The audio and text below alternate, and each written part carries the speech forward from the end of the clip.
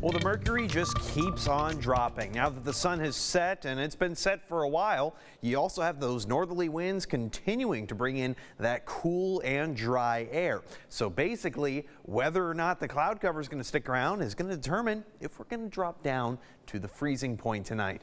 And right now, I'm not seeing a lot of cloud cover, at least on the satellite. Most of it is staying in our southern counties right now, and that's the one area that's, well, not under freeze warnings right now. So, of course, that's kind of what you expect. But right now, those winds are relatively calm, so that should help and aid at least the buildup of those clouds as we go into the late overnight hours. At least for Temple tonight, I have us staying right above the freezing point at 33 degrees. And again, it's all just dependent on whether or not those clouds come in. If they do, we're going to stay above freezing. If they don't, we're going to get down to the freezing point.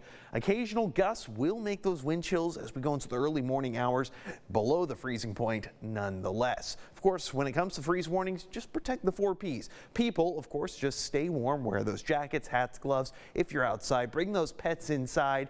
Pipes, of course, you need to drip those pipes if you live in an older building or home. Plants, just bring them inside or cover them up. Of course, Sunday, that's the day to go golfing, right?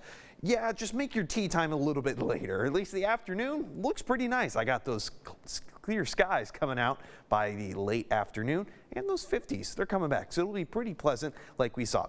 Basically, we have a relatively weak cold front that pushes through. High pressure is going to be the main dominating feature, but notice this, as the high pressure moves farther to the east, those winds start coming up from the southeast. That's going to bring in a little bit of Gulf moisture, increase our cloud cover to start off the week. Maybe not the best way to start it off, but it will bring in those warmer temperatures. As a matter of fact, well, I got temperatures jumping all the way up from those 50s to those 80s by Wednesday. At least until the next front comes through, then we start to see the chance for some showers and thunderstorms, but it's going to bring the rain, not necessarily the cold. Stay tuned. Sports is next.